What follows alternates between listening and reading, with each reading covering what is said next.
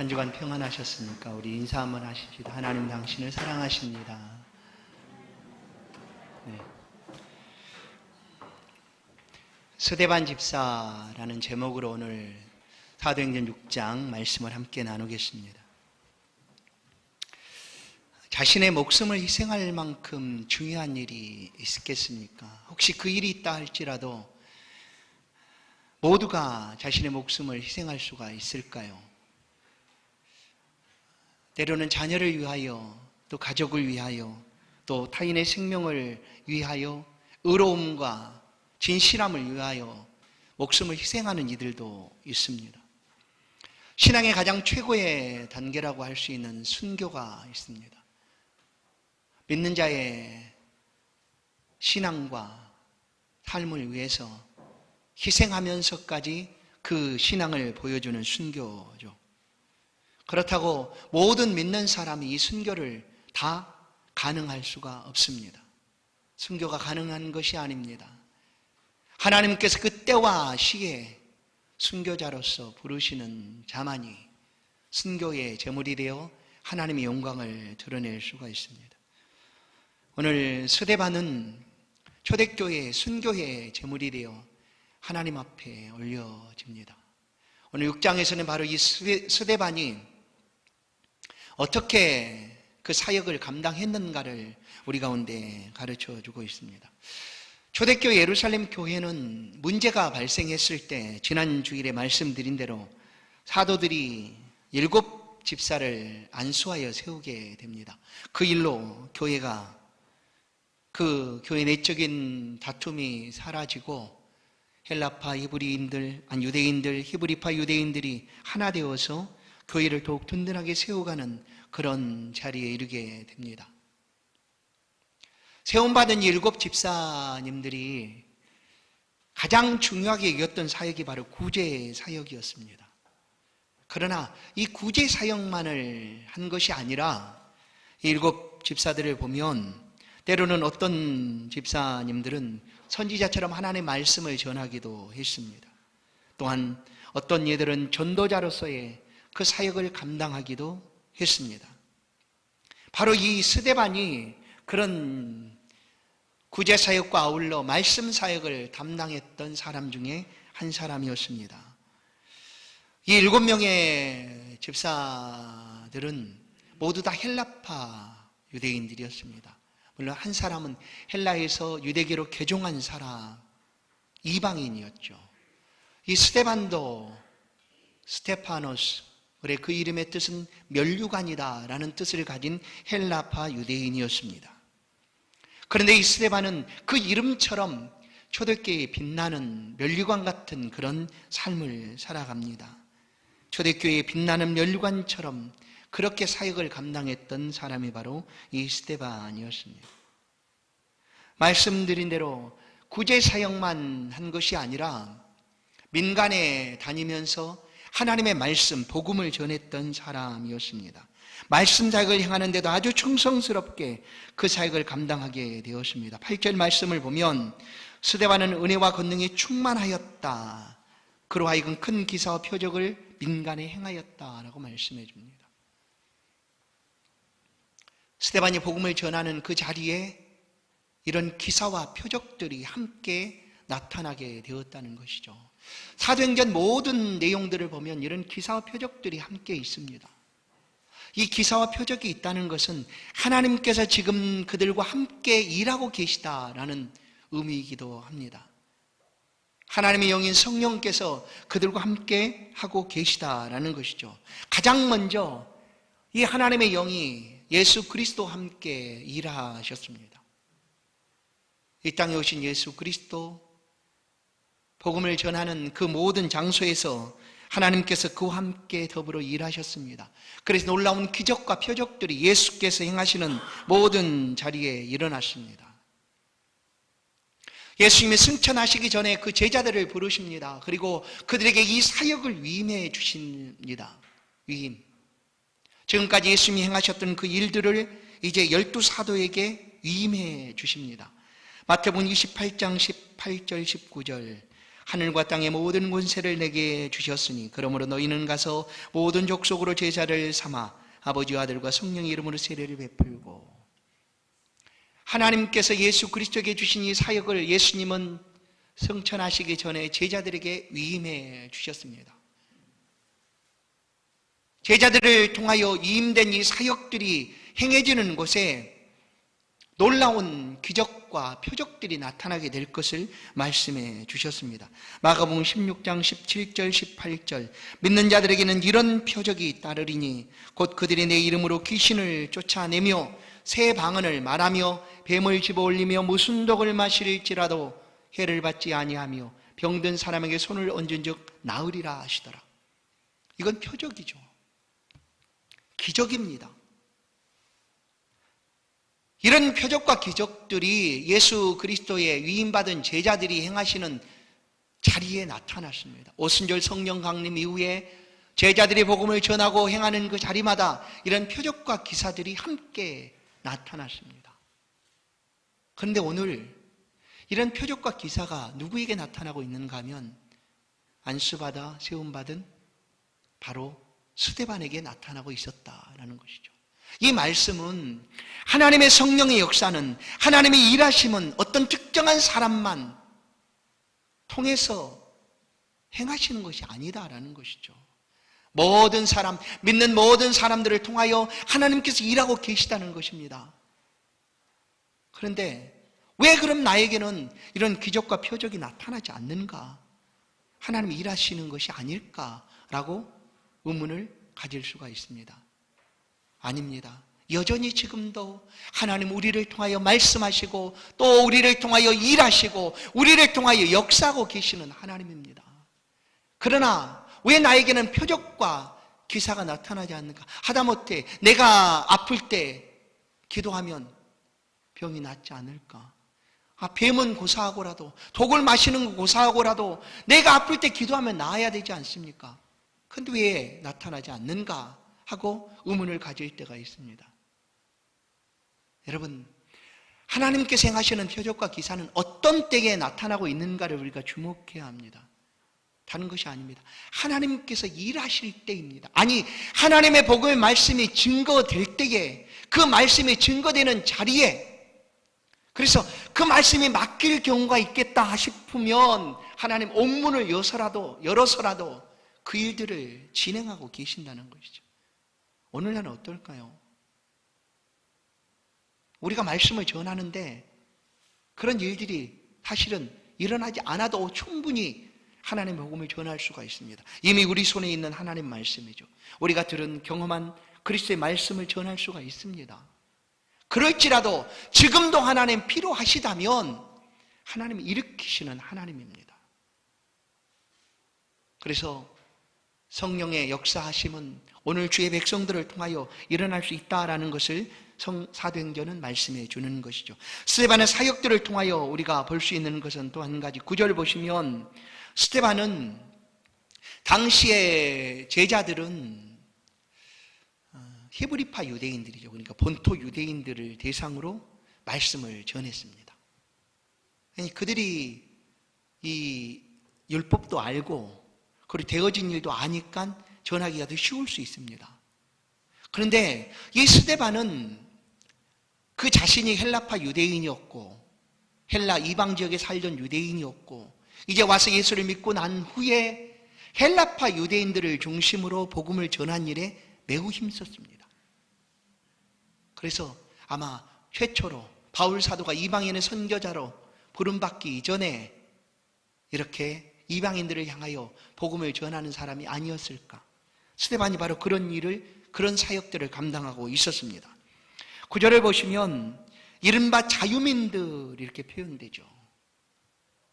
이들이 모이는 곳이 있었습니다. 이 자유민들은 유다를 침공했던 로마 폼페이우스가 유다 사람들을 노예로 붙잡아 갑니다. 그러다가 어느 순간 해방된 사람들이죠. 붙잡혀갔다가 해방된 사람들을 일컫는 자유민들. 그리고 또 구레네인, 알렉산드리아인, 길리기아인, 또는 아시아에서 온 사람들, 이런 사람들이 예루살렘에 예배드리러 왔을 때 예루살렘은 이미 하나님의 성전이, 예루살렘 성전이 있었습니다. 그런데도 불구하고 회당이 예루살렘 안에 아주 많이 있었습니다. 회당. 예배 처소죠. 회당 제도는 유대가 BC 586년에 완전히 멸망한 후에 바벨론의 포로로 잡혀갔습니다. 그러나 유대 민족은 하나님을 섬기는 민족이었기 때문에 바벨론 포로에서도 그 자리에서 하나님을 섬겨야 되지 않습니까? 다니엘은 자기 집을 창문을 열어놓고 하나님 앞에 기도했던 것처럼 그때에 만들어진 곳이 회당입니다. 회당제도. 그러나 포로에서 돌아온 이후에도 이 회당이 계속 존속합니다. 예수님 당시에도, 그러니까 이때에도 예루살렘에 480개나 되는 회당들이 있었다는 것이죠. 그런데 이 회당은 자유민들, 곧 이방에서 돌아온 사람들, 이방 지역의 사람들 특징을 따라서 모이는 회당들이 많이 있었습니다. 유대인들이 모이는 회당도 있었을 것이고, 이방인 중에서 돌아온 사람들이 모이는 회당도 있었고, 또한 헬라파 유대인들이 모이는, 또 지역마다 모이는 그런 회당들이 있었을 것이라는 거죠. 바로 그런 회당들을 이 스데반이 집중적으로 다니면서 복음을 전하는 것입니다. 오늘 본문을 보시면 그런 회당에서 9절 하반절입니다. 어떤 자들이 일어나 스데반과 더불어 논쟁합니다. 왜 논쟁이 일어났을까? 스데반이 지금 전하는 것은 다름 아닌 복음입니다. 무엇을 전했을까? 이제 나중에 이렇게 내용을 보면 딱 요점을 말하면 이것입니다. 예수가 메시아다라는 거죠. 예수가 메시아다. 나사렛, 너희들이 알고 있는 그 나사렛 예수, 얼마 전에, 불과 몇십 년 전에, 아니 몇 년 전에 십자가에 못 박힌 그 예수가 메시아다라는 것을 전하는 것입니다.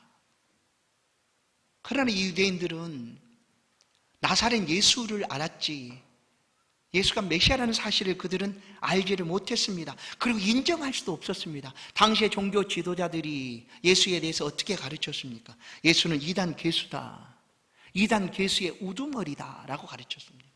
또한 하나님을 모독한 죄인이다, 그래 십자가에 죽은 죄인이다 라고 가르쳤습니다. 그런데 이 스데반 집사가 회당에 다니면서 복음을 전합니다. 그 예수가 메시아다. 우리가 알고 있는 율법 속에 오실 메시아가 바로 그 예수 그리스도다라고 전하고 있는 것이죠. 그리고 예수님께서 하신 말씀들을 인용하여 스데반이 전합니다. 복음입니다. 그런데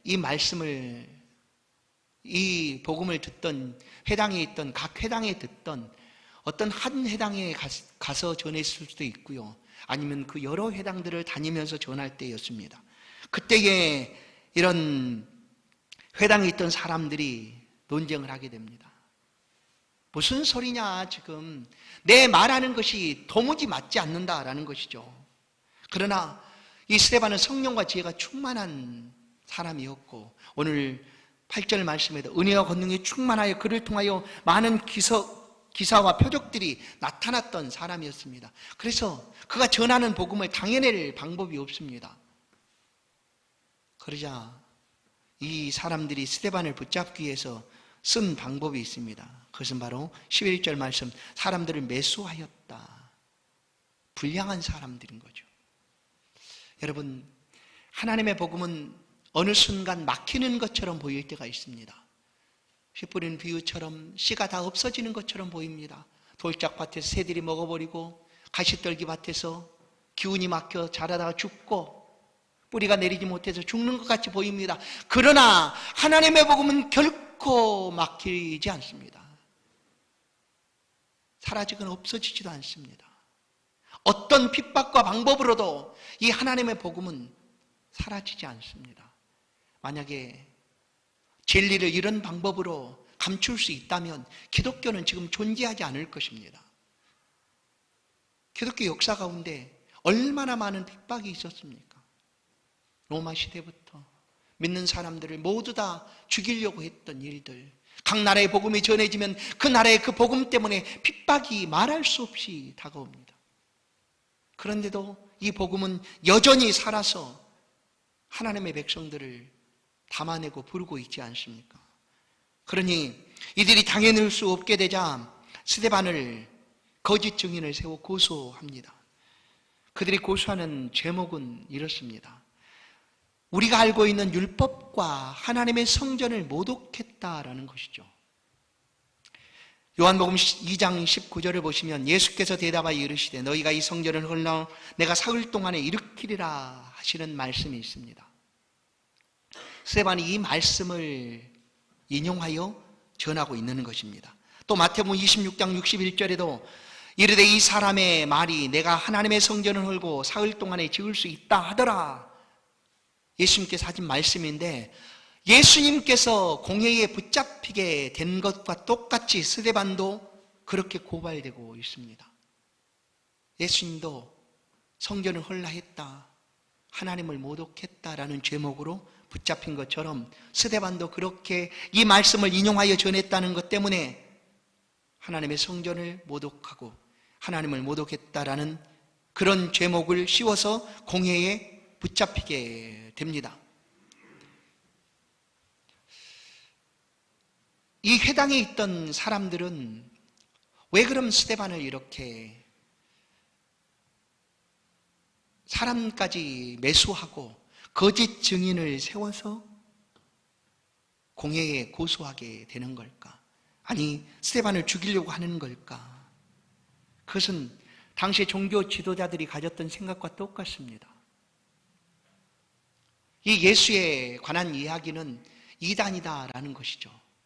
그리고 전해져는 안 되는 일이다라는 것이었습니다. 그리고 그들이 알고 있던 율법과 예수에 관한 이야기들을 잘못 전한다고 여겼기 때문에 그들은 스데반을 붙잡아 공회에 고발하게 된 것입니다.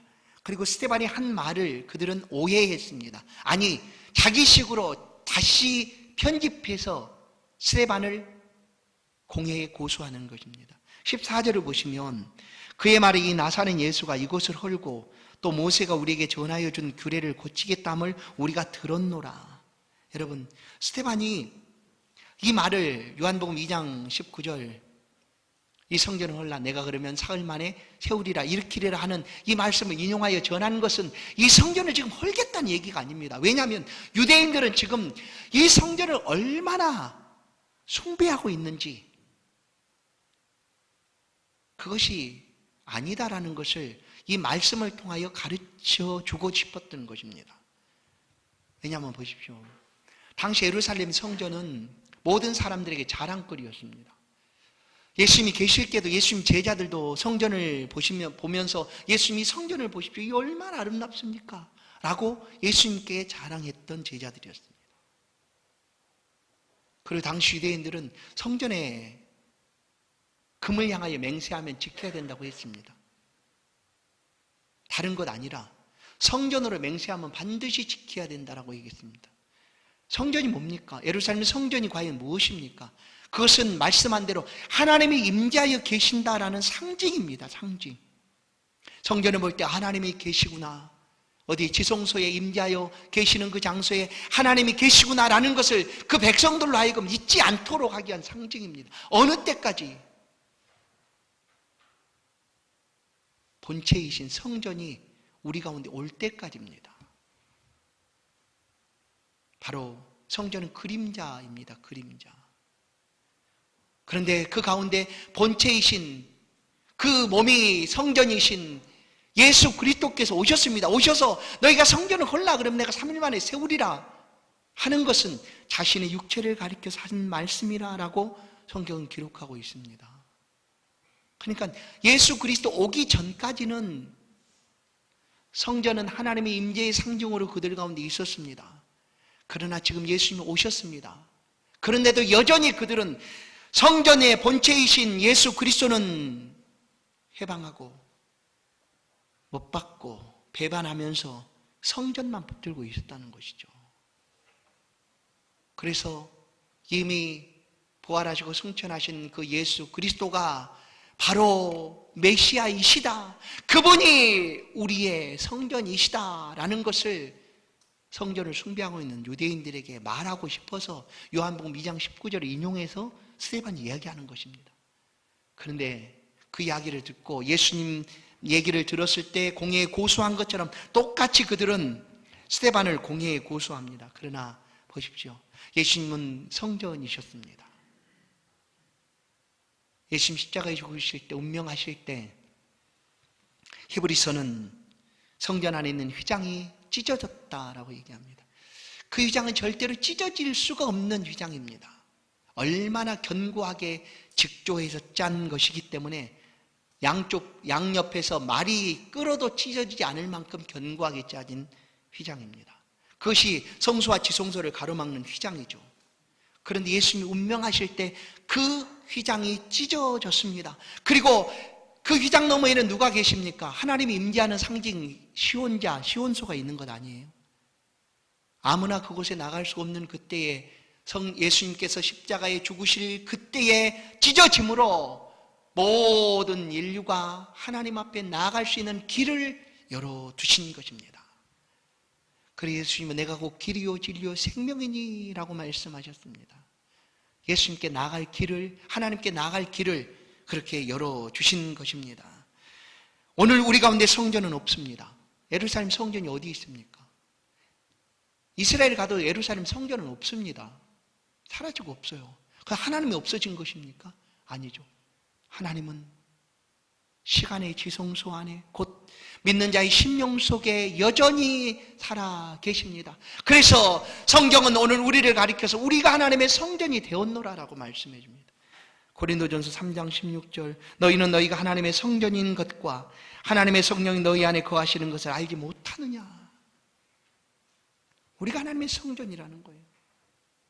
그래서 내가 믿는 자의 삶은 그래서 거룩한 것입니다. 왜냐하면 종종 우리가 하나님의 교회에서는 좀 거룩한 것 같고 라고 여기지 않습니까? 왠지 그런 장소를 가게 되면 거룩한 장소다 여기고 그렇게 삶을 살지 않습니까? 그것이 맞습니다. 우리 안에 하나님의 성령이 거하여 계십니다. 우리가 하나님이 거하시는 성전입니다. 그래서 우리는 어디서나 거룩한 삶을 살아가야 될 사람인 거죠. 스데반은 이 말씀을 지금 전합니다. 이것이 복음이었습니다. 예수 그리스도가 메시아시다. 복음은 하나님의 능력이고 하나님의 지혜다. 전에는 우리가 깨닫지 못하고 알지 못했지만 지금 하나님께서 우리 가운데 알려주시고 있다라고 말씀한 것이죠. 복음이 뭡니까? 복음은 하나님의 능력과 지혜입니다. 로마서 1장 16절에서 말씀합니다. 내가 복음을 부끄러워하지 아니하노니 이 복음은 모든 믿는 자에게 구원을 주시는 하나님의 능력이 됨이라. 이 복음을 스데반은 회당에서 전하고 있는데 그들은 깨닫지 못하고 알지 못한다 하고 스데반의 말을 듣지를 않습니다. 고린도전서 1장 23절 24절도 우리는 십자가에 못 박힌 그리스도를 전하니 유대인에게는 꺼리끼는 것이요. 보십시오. 유대인들은 꺼리끼는 것으로 받았습니다. 지금 회당에 있는 사람들이 이 복음을 전해도 그들은 받아들이지를 못합니다. 유대인들에게 있어 성전과 또 율법에 관한 문제는 굉장히 민감하고 예민한 문제였습니다. 그래서 그것을 깨뜨리지를 못하는 거죠. 그의 눈이 가리워서 메시아를 앞에 두고도 예수 그리스도를 앞에 두고도 그들은 알아보지 못하고 못 박아 죽이고 말았던 것 아닙니까? 그러나 복음은 이방인에게는 미련한 곳이라도 오직 부르심을 받은 자들에게는 유대인이나 헬라인이나 그리스도는 하나님의 능력이요 하나님의 지혜다라고 말씀합니다. 그렇습니다. 이 복음이 우리 가운데 있습니다. 모든 사람은 죄를 지었습니다. 그 죄에서 구원받을 사람은 아무도 없습니다. 그 죄를 없이 할 방법도 없습니다. 그러나 하나님께서 그 아들 예수 그리스도를 우리 가운데 보내주시고 우리 대신 죄를 대속하게 하셨습니다. 내 죄를 대신 담당하게 하셨습니다. 그리고 우리를 향하여 너는 죄 없다 하시고 우리를 하나님의 백성으로 구원해 내신 것입니다. 누구든지 주를 믿는 자는 구원을 받으리니 이것이 복음입니다. 이 복음을 스데반이 전하지만 그들은 깨닫지를 못합니다. 그리고 불량한 사람들을 세워서 스데반을 고소하여 죽음으로 내몰고 있습니다. 제자들이 붙잡혔을 때, 사도들이 붙잡혔을 때 백성들은 어떠했냐면 그때 많은 사람들이 3,000명, 5,000명이 지금 백성들이, 군중들이 제자들을 따라다녔습니다. 그래서 공회 의원들 그리고 종교 지도자들이 제자들을 붙잡으려고 할 때에 백성들이 사실 두려웠습니다.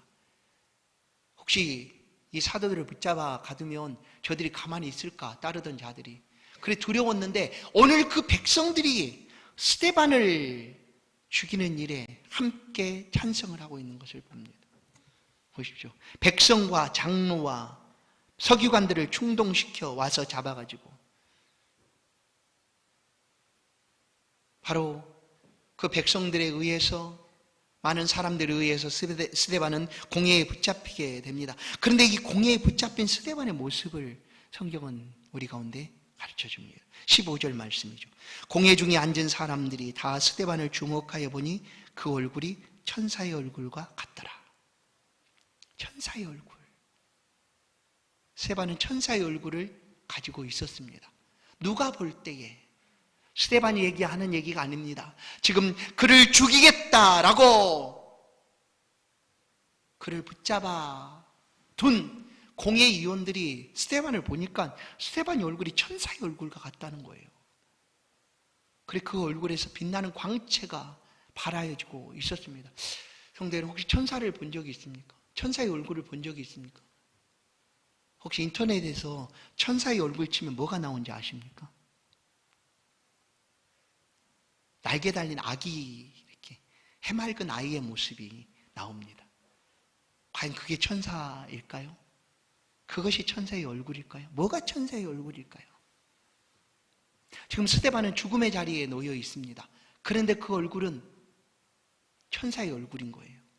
누가 볼 때에? 공회의원들이 볼 때에. 지금 공회의원들은 그를 죽이겠다라고 자리에 서 있는데 스데반을 향하여 분노를 품고 죽이겠노라 라고 그를 앞에 붙잡아 놨는데 자신과 전혀 다른 얼굴을 스데반이 지금 하고 있다는 거예요. 천사의 얼굴을 본 사람은 없습니다. 천사의 얼굴 어떤 것이다 라고 우리가 확정해서 말할 수는 없습니다. 그러나 그 사람들과 다른 얼굴을 가지고 있는 스데반. 예수 믿는 사람들의 얼굴은 천사의 얼굴과 같이 빛나야 하는 것이 맞습니다. 세상 사람들이 가진 방법대로 삶을 살지 않습니다. 그들과 다른 얼굴을 우리는 가지고 있는 거죠, 분명히. 그러지 않습니까? 세상 사람들이 보고 그래서 놀라는 거예요. 야, 이런 순간에는 화내고 분내야 되는 것 아니냐? 그런데 왜 다르다? 왜 다르지? 그게 천사 얼굴이죠. 그 얼굴은 빛이 나고 광채가 났습니다. 물론 우리 사람들의 얼굴에 빛나고 광채가 날 때가 있습니다. 혹시 여러분의 얼굴에 빛이 나고 광채가 납니다. 한번 옆 사람 한번 보십시오. 빛나고 광채 나십니까? 혹시? 나요? 그럼 좋은 화장품을 발랐을 수도 있어요. 빛나는 화장품 있잖아요. 저는 그 얼굴이 좀 까맣습니다. 이게 좀 콤플렉스인데요. 왜 이렇게 까말까? 뭐 그럴 때가 있어요. 제 별명이 그래서 고등학교 때는 친구들이 하도 까맣다고 해서 시커먼스라고 불렀어요. 그렇게 부를 정도로 까맸어요. 근데 희한하게 여름만 되면 더 까매지는 거예요. 그래서 저는 웬만하면 여름에 안 나가려고 햇빛을 안 보려고 피해보는데 그런데 더 까매져요. 그리고 성도님들이 교회 오면 목사님, 최근에도 그래요. 이런 코로나 때문에 밖에 안 나가고 막 그러잖아요. 근데 목사님 왜 이렇게 까매졌어요? 도대체 이런 때 어딜 그렇게 돌아다니는 거예요? 그러는 거예요. 저요 그냥 방구석에만 교회만 왔다 갔다 하고 있었는데 왜 까매졌을까 이래요. 그래 가끔 이렇게 바를 때가 있어요. 오늘도 좀 발랐는데 혹시 까만 거 좀 감춰보려고. 어느 날은 너무 많이 발라가지고 뭐 분장하는 것처럼 키메라처럼 됐다 하는 얘기도 있는데, 그러나 얼굴이 그렇게 바른다고 해서 광채가 나고 빛나는 그런 얘기는 아닙니다. 천사의 얼굴이라는 것은 다른 얼굴을 가지고 있었다는 거예요. 그런데 실제적으로 사람의 얼굴에서 빛이 날 때가 있었어요. 성경을 보면 출애굽기 34장을 보면 모세가 하나님으로부터 율법을 수여받습니다. 율법을 40일 동안 시내산에 올라가서 율법을 수여받고 내려오는데 그의 얼굴에서 광채가 났어요. 모세 자신도 몰랐어요. 자기 얼굴에 광채가 나는지. 그런데 아론과 백성들이 보고는 가까이 오기를 거절하는 거예요. 왜냐하면 그 얼굴에서 광채가 나서 여호와와 말하였으므로 말미암아 얼굴 피부에 광채가 나나 깨닫지 못하였더라. 아론과 온 이스라엘 자손이 모세를 볼 때에 모세의 얼굴 피부에 광채가 남을 보고 그에게 가까이 하기를 두려워하더라. 광채가 났어요. 또 마태복음 17장 2절을 보면 예수님께서 변화산에 올라갔을 때 그의 모습이 빛이 났어요. 그들 앞에서 변형되사 그 얼굴이 해같이 빛나며 옷이 빛과 같이 희어졌더라. 광채가 나고 있는 장면을 생각해 보십시오. 하나님과 함께하는 장면입니다. 하나님이 그들과 함께하고 계실 때에 그런 빛과 광채가 나타나고 있습니다. 스데반이 지금 공회의 의원들이 볼 때에 광채가 났다는 것은 하나님이 그와 함께하고 있었다라는 것이죠. 그런데 왜 스데반이 죽습니까? 이제 7장을 보면 스데반이 죽습니다. 순교합니다. 순교해서 죽습니다. 왜 하나님 이런 스데반을 왜 죽이십니까? 이런 능력과 권능이 충만하고 많은 사람들에게 기적과 표적을 나타내고 복음이 전해지는 일에 아름답게 쓰임받고 있는 스데반을 왜 죽이십니까? 라고 우리가 의문을 던질 때가 있습니다. 혹시 여러분 안 그렇습니까? 왜 그럴까요?